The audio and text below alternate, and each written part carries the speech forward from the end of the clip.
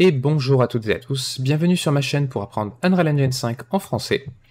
Aujourd'hui, je vous propose qu'on commence une petite série de tutoriels. L'objectif, ça va être de réaliser un système complet de météo dynamique, donc avec un de ces effets-là, donc ici c'est la neige. Dans un premier temps, je vous propose justement qu'on crée les effets dont on aura besoin avec les Niagara Systems, donc la neige, la pluie et la poussière slash sable, puisque c'est à peu près la même chose. Et dans cette première vidéo, on va commencer par la neige, c'est pour ça qu'elle est en démonstration ici. Donc on va créer cet effet-là dans Niagara, et on pourra l'utiliser plus tard dans notre système, quand on l'aura dynamisé. Si vous êtes prêts, on attaque. Ok, donc pour ce tuto, je suis parti d'un template classique third person, pas un des miens. Ce qu'on va faire, c'est qu'on va faire un new folder qu'on va appeler Weather System. Et dedans, on va créer un sous-dossier qu'on va appeler FX. Et c'est là-dedans qu'on va ranger nos systèmes Niagara. Donc vous l'ouvrez, clic droit, et dans FX, Niagara System. Alors là, vous avez tout un tas de presets possibles pour démarrer. Nous, on va choisir le Fountain, donc le Niagara Emitter Fountain, celui-ci. Donc prenez pas lui là, le bleu, mais prenez bien le orange. Et vous faites Create. On va l'appeler NS pour Niagara System underscore Snow, puisque le premier, c'est la neige. On va Save All. Et on est parti. Alors, par défaut, il ressemble à ça. Mais on va faire quelques changements qui vont lui donner une toute autre apparence. Déjà, la première chose, c'est qu'on va créer deux user parameters qui seront accessibles depuis l'extérieur et qui permettront à notre manager de météo d'accéder à notre Niagara System et à faire fluctuer certaines choses. Vous allez voir après. Donc on va en créer deux. Vous cliquez sur le plus et vous tapez float. Et vous prenez celui-ci, Common Float. Le premier paramètre, on va l'appeler Intensity. Vous pouvez le laisser à 1 pour l'instant. Et le deuxième, c'est un float aussi.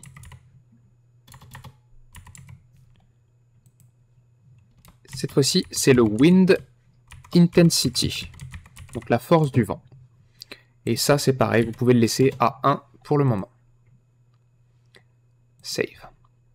Alors les Niagara, il n'y a pas besoin de les recompiler, ils se recompilent tout seuls. Maintenant, on va travailler sur celui-ci. Alors si vous le voulez, vous pouvez le renommer, donc F2, et l'appeler Snow.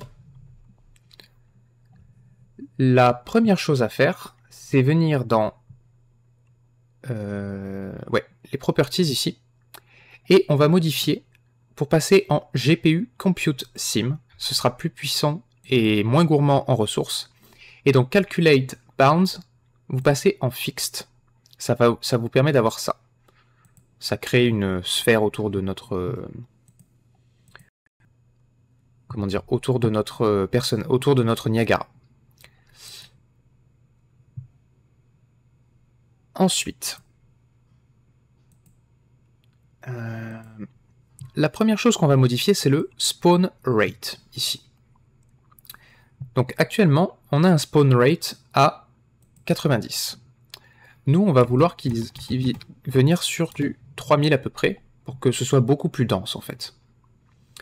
Sauf que, on va pas se contenter d'avoir une valeur fixe permanente. Donc pour ça, vous cliquez sur la petite flèche ici, vous descendez dans Dynamic Inputs, et vous descendez jusqu'à Multiply Float, celui-ci. Ça va vous donner du coup deux valeurs, un premier float et un second float.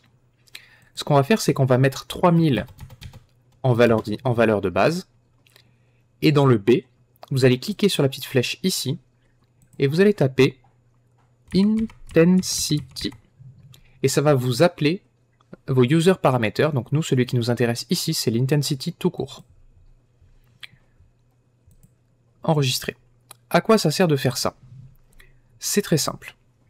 Dans les futurs épisodes, on va créer des presets avec des valeurs float pour certains paramètres qui iront d'une échelle de 0 à 10. 0 étant inexistant, 10 étant quelque chose de puissant. Et regardez, maintenant si je modifie mon intensity ici pour la mettre à 10, vous voyez que c'est un sacré bazar. Et c'est le but. Ça permettra en fait de densifier la neige, tout simplement. Maintenant, on va aller dans Initialize Particle. Déjà, on va modifier le lifetime. On va augmenter la durée de vie des particules en passant de 11 à 16. Ça veut dire qu'il va y avoir... Alors, c'est une plage, hein, donc ça veut dire que nos particules, quand elles apparaissent, elles vont varier, elles vont avoir une durée de vie, pardon, qui va varier entre 11 et 16. Tout simplement. Ça on touche pas. Par contre, dans les sprites attributes, ici, on va modifier le random uniform pour passer en uniform tout court. Et on va mettre 6 plutôt. Donc ça, c'est juste la taille de nos particules. On va faire en sorte qu'elles soient de la même taille. Je veux dire des flocons de 6, ça passe très bien. Maintenant, on va passer sur Shape Location. Et ici, on va modifier le sphère radius. Donc ça, c'est la sphère autour du Niagara System. Donc c'est le rayon d'influence de votre Niagara System. Donc on va mettre quelque chose de beaucoup plus large, à savoir 4000 ici. Et vous voyez que ça commence déjà un peu plus à ressembler à de la neige. Mais ce n'est pas tout. Dans le Shape Location, le Transform, non, on est bon ici. On est tout bon. Maintenant, ce qu'on va faire, c'est qu'on va modifier la Velocity. Alors, la Velocity, elle est importante chez nous, parce que justement, c'est elle qui va modifier la force avec laquelle les flocons tombent au sol. Donc, comme vous pouvez le voir, c'est un random range float. Donc, c'est une plage random entre deux floats.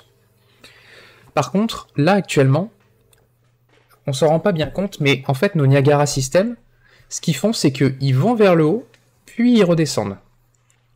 Nous, on veut pas ça du tout. Un flocon de neige, ça tombe tout court, ça remonte pas. Donc, ce qu'on va faire, c'est qu'on va mettre des valeurs négatives, et on va mettre moins 1000,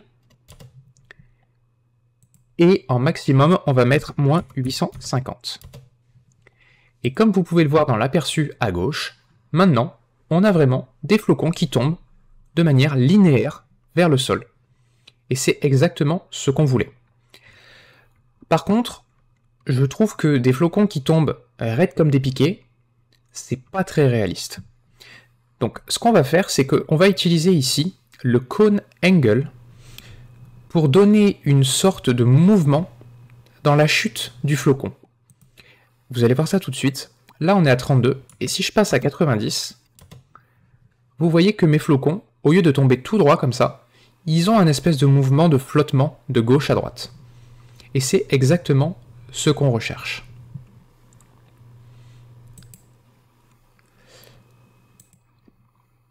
Pour que ce soit vraiment plus réaliste, ce qu'on va faire, c'est qu'on va ajouter un autre particle spawn, ici, et c'est un autre add velocity. Mais celui-ci, on va pas passer en in-cone, on va rester en linéaire. Dans la velocity, ici, vous allez déplier le petit chevron, et vous allez descendre les dynamics input, et vous allez chercher le multiply vector by float. Pourquoi? Parce que ici, on va appliquer une force de vent latérale sur notre neige. Ce sera par exemple très utile quand on va vouloir faire un effet un peu de blizzard. Et pour ça, on va utiliser notre fameux Wind Intensity que je vous ai fait créer au tout début en wind parameter, en user parameter. Et pour ça, dans le multiply float ici, alors déjà on va enlever, on va se mettre que sur un axe, 0, 0, donc uniquement latéral. Et dans le float ici, comme tout à l'heure, wind intensity. Et si je fais 10 ici, alors ça se voit pas très bien, mais ça pousse. Non, c'est parce que je vous ai fait faire une connerie. Pardonnez-moi. Ce float là, en fait c'est pas directement multiplié par wind intensity, c'est ce float là qui lui doit être un dynamic input aussi, mais un multiply float multiply float, ouais, un float by float. Donc en gros, ça va prendre le vecteur et ça va le multiplier par cette autre multiplication. Donc ça va exécuter celle-là d'abord, puis celle-là. Donc ici, on va mettre une valeur de 400 par défaut, et on va multiplier ça par notre wind intensity. Et là, comme vous pouvez le voir sur l'image de gauche, avec une force à 10, c'est relativement, vous avez un mouvement relativement violent des flocons sur le côté, en comparaison avec la valeur de base qui tombe presque tout droit. Mais au moins ça nous donne quelque chose de réaliste. On va quand même sauvegarder. Voilà. Je me rappelle plus si j'ai modifié le reste. Peut-être la gravity. Ouais, la gravité je l'ai modifiée. Je trouve que c'est un peu rapide, donc j'ai modifié à moins 25 pour avoir vraiment une chute de neige légère des flocons, que ce soit pas un truc on dirait de la pluie très bizarre. C'est un peu chelou. Et du coup, c'est tout pour la neige. Donc on va tout de suite vérifier ce que ça donne. Pour ça, vous prenez votre NS Snow, ici. On va le monter au-dessus du sol. Alors, je vais le mettre par là pour pas le mélanger avec le reste. Et si je fais play,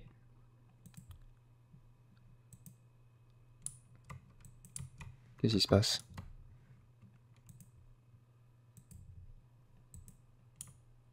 Voilà. Vous vous rendez compte que rien ne se passe. C'est normal. Si je me mets là, vous voyez que la neige, on la voit. Par contre, si je descends en dessous, vous voyez qu'on la voit plus. Donc, ce que vous allez faire, c'est que vous allez cliquer sur votre Niagara, et dans les details, ici, vous allez taper, ici, bounds. Et dans le bounds scale, vous allez mettre 100.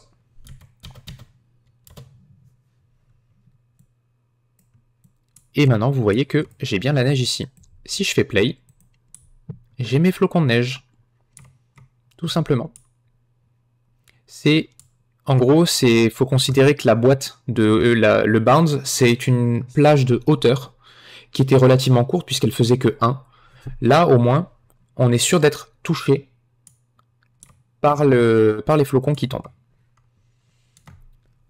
Alors, si on voulait pousser, on pourrait aussi mettre un collision pour stopper pour dire aux flocons de s'arrêter quand ils touchent le sol. Mais sur des flocons de neige, c'est pas tellement gênant et pas tellement nécessaire. Ça fait faire des calculs à la machine pour rien.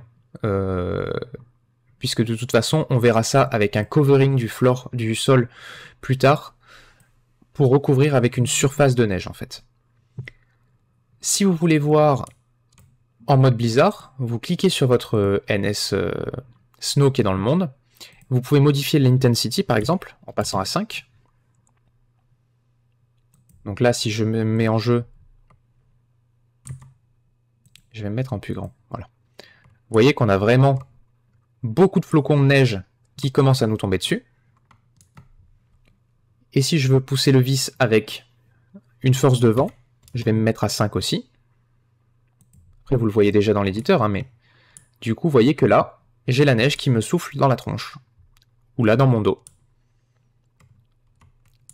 Alors plus tard, de toute façon, on ajoutera des paramètres extérieurs pour orienter la force du vent, parce que là pour l'instant elle est fixe, elle est figée dans le Niagara System, mais par la suite on créera un système de vent qui sera utilisé dans le monde, qui soufflera dans une certaine direction, et cette direction elle sera donnée à notre système Niagara pour que la neige ou la pluie ou la poussière soit soufflée dans le bon sens. En tout cas voilà, c'est tout pour cette vidéo. J'espère que ça vous aura plu. Si c'est le cas, n'hésitez pas à mettre un like, lâcher un commentaire, vous abonner à la chaîne, et on se retrouve très vite pour une prochaine vidéo. Bye bye.